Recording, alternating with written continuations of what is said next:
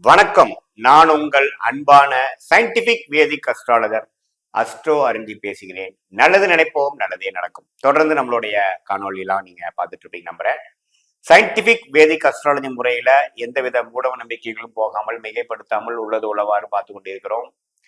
அந்த வகையில பாத்தீங்கன்னா இந்த வீடியோல விருச்சிக ராசிக்காரர்களுக்கு 2025 ஆங்கில புத்தாண்டின் முதல் மாதமான ஜனவரி மாதம் எத்தகைய ஒரு மாதமாக, எத்தகைய ஒரு பலாபலன்கள் நிறைந்த மாதமாக இருக்க போகிறதுங்கிறது நம்ம பார்க்க போறோம்.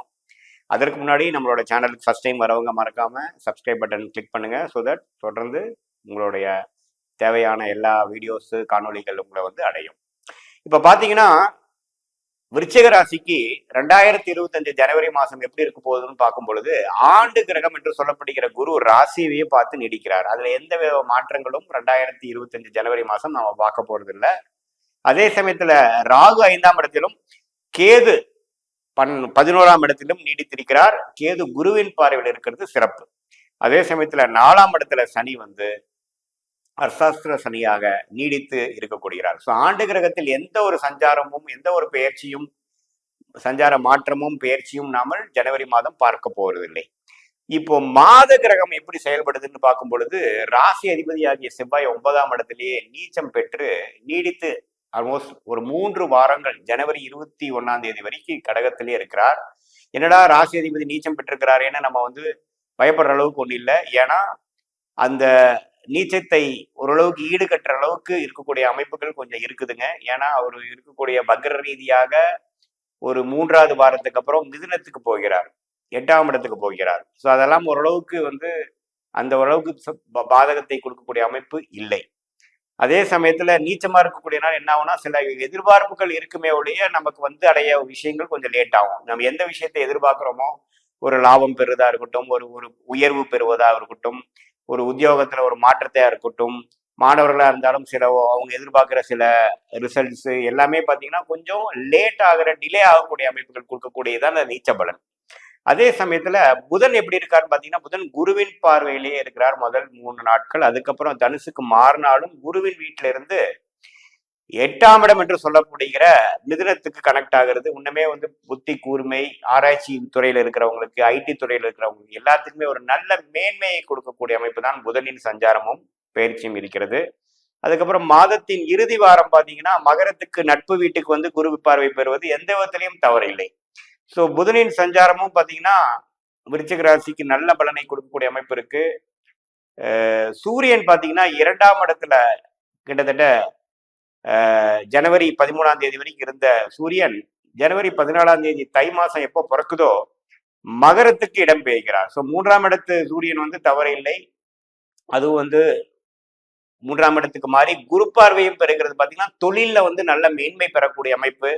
இது வரைக்கும் சில ப்ரோக்ரஸ் ஆகாம இருக்கிறதெல்லாம் ஜனவரி 14ஆம் தேதிக்கு அப்புறம் தை பிறந்தால் வழி பிறக்குங்கிற மொழிக்கு வாக்கியத்துக்கு இலக்காக அருமையான ஒரு மாற்றத்தை கொடுக்கக்கூடிய அமைப்பு கண்டிப்பாக சூரிய பயிற்சி கொடுக்குதுங்க. குரு பார்வை பெறுவது உண்மையிலேயே ஒரு ஹைலைட். ஸோ சூரிய பயிற்சி நம்ம நல்லா இருக்கு, புதன் பயிற்சி நல்லா இருக்குன்னு பார்த்தோம். செவ்வாய் சில எதிர்பார்ப்புகளை வைத்து அதுக்கப்புறம் உங்களுக்கு நிறைவான பலனை கொடுக்கக்கூடிய அமைப்பு இருக்குன்னு பார்த்தோம். கடைசியா சுக்கிரன் எப்படி இருக்குன்னு பார்க்கும் பொழுது, சுக்கிரன் பாத்தீங்கன்னா கும்பத்திலே 4ஆம் இடத்திலே நீடித்திருந்து தொழில் 10ஆம் இடத்தை பார்த்து ஓரளவுக்கு ஒரு ப்ரோக்ரஸையும் முன்னேற்றத்தையும் கொடுக்கிறார். அதே சமயத்துல இந்த இல்லற வாழ்க்கை, அது மாதிரி விஷயங்கள், ஒரு சுப விரயங்கள், ஒரு வண்டி வாகனம் வாங்குறது, வீட்டுக்கு தேவையான வசதி வாய்ப்புகளை பெருக்கக்கூடிய சில பொருட்களை வாங்கிக்கக்கூடிய அமைப்பெல்லாம் கொடுக்கிறார். மாசத்தின் இறுதி 3 நாட்கள் பாத்தீங்கன்னா அவர் மீனத்துக்கு போய் உச்சம் பெறுகிறார். 5ஆம் இடத்துக்கு மாறுவது ஒரு அருமையான விஷயம்.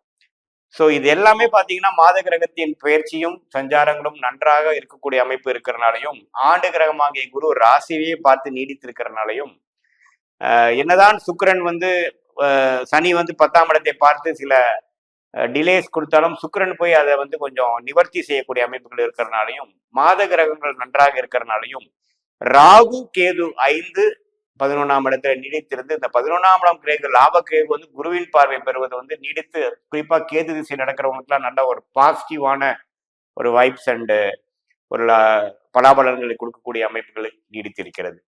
ஸோ ஜனவரி மாதம் எப்படி இருக்குதுன்னு பார்க்கும் பொழுது விருச்சிக ராசிக்காரர்களுக்கு ஒரு நல்ல மாற்றங்கள் நிறைந்த, ஓரளவுக்கு ப்ரோக்ரஸ் ஆகக்கூடிய அமைப்புகள் தான் இருக்கு.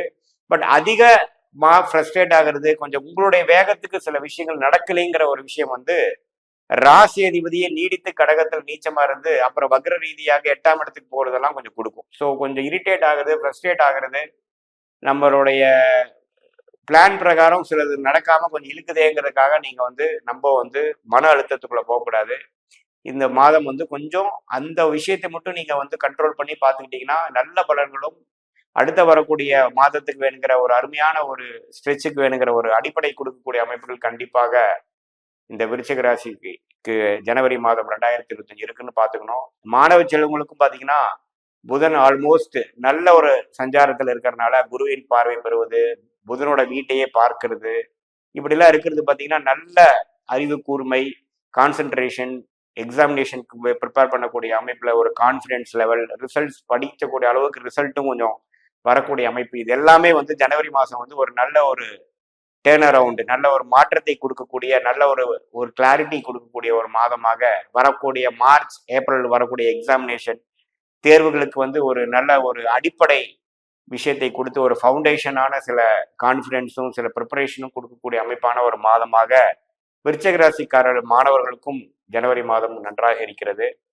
ஸோ எல்லாமே பார்க்கும் பொழுது ஒரு அருமையான ஒரு மாதமாக நம்ம பார்க்குறோம். இது வந்து ஒரு பொதுவான பலனே தவிர உங்களுடைய நேரம், பிறந்த நேரம், பிறந்த தேதி, பிறந்த ஊர் பொறுத்து வரக்கூடிய ஜென்ம ஜாதகத்துல வந்து என்ன தசாபுக்திகள் போய் கொண்டிருக்கிறது, இந்த தசநாதன் கோச்சாரத்தில் நம்ம பேசின கோச்சார அமைப்புல எப்படி இருக்கிறார், புக்திநாதன் எப்படி இருக்கிறார், அதெல்லாம் பலாபலன்கள் வந்து தசாபுக்திகளோட நம்ம சேர்த்து பார்க்கும் பொழுது ஒரு துல்லியமான பலன்கள் அடுத்த 2 வருடங்கள் எப்படி வரப்போகிறது, எது மாதிரி முடிவுகள் எடுத்தால் நமக்கு சாதகமாக வரும், எப்படி நம்மளோட வாழ்க்கை பாதை மாறப்போகிறதுங்கிறதுலாம் நம்ம துல்லியமா பார்க்க முடியுங்கிறது அன்பர்கள் நீங்க தெரிந்து கொள்ள வேண்டும். இது ஒரு பொதுவான பலன் என்பதை நீங்க தெரிந்து கொள்ள வேண்டும். மீண்டும் மற்றொரு காணொளியில் சந்திப்போம். நன்றி, வணக்கம்.